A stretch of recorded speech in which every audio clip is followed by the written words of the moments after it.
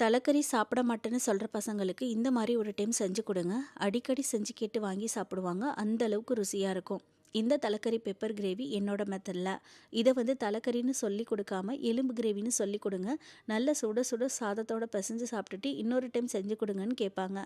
So கண்டிப்பாக try பண்ணி பாருங்கள். தலைக்கறி சாப்பிட்ற ஃபீலே இருக்காது. அவ்வளோ சூப்பராக இருக்கும். இது எப்படி செய்யலான்னு பார்க்கலாம். இது செய்கிறதுக்கு நான் இன்றைக்கி குக்கர் எடுத்திருக்கேன். குக்கரில் வந்து ஒரு ஆட்டு தலைக்கறியை நல்லா க்ளீன் பண்ணி வாங்கிட்டு வந்திருக்கேன்.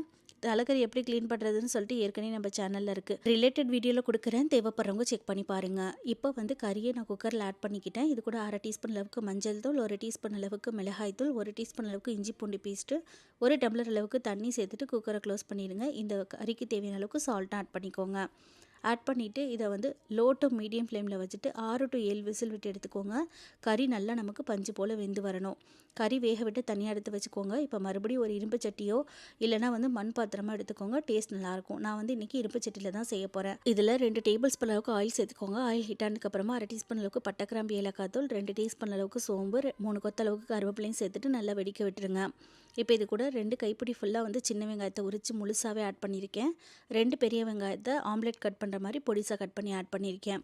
இது கூட வந்துட்டு இந்த கறி வேகிற கறிக்கு தேவையான அளவுக்கு கல்லுப்பு, ஏற்கனவே நம்ம வந்து கறி வேகும்போது கல்லுப்பு ஆட் பண்ணியிருக்கோம். ஸோ இதில் வந்து பார்த்து ஆட் பண்ணிக்கோங்க.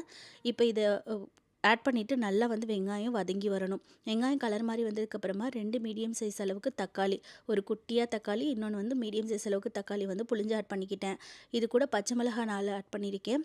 2 டீஸ்பூன் அளவுக்கு இஞ்சி பூண்டு பேஸ்ட்டு ஆட் பண்ணிவிட்டு இதோட பச்சை ஸ்மெல் போகிற வரைக்கும் வதக்கி விட்டுக்கோங்க.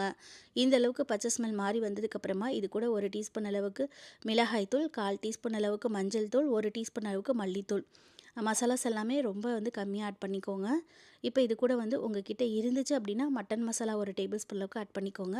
என்கிட்ட இருந்த காட்டி நான் கொஞ்சமாக ஆட் பண்ணிக்கிட்டேன். டேஸ்ட் நல்லாயிருக்கும். மட்டன் மசாலா ஆட் பண்ணிவிட்டு இதோட பச்சை ஸ்மெல் போகிற வரைக்கும் வதக்கி விட்டுக்கோங்க. எண்ணெய் நல்லா பிரிஞ்சு வரணும்.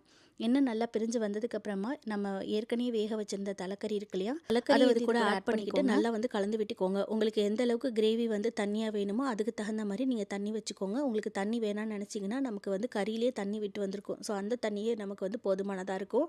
நான் வந்து தண்ணி எதுவும் எக்ஸ்ட்ரா ஆட் பண்ணிக்கலாம். உங்களுக்கு வேணும்னா நீங்கள் ஆட் பண்ணிக்கலாம். அப்படி இல்லைனா ட்ரையாக வேணும் அப்படின்னா ட்ரையாக கூட நீங்கள் செஞ்சு எடுத்துக்கலாம்.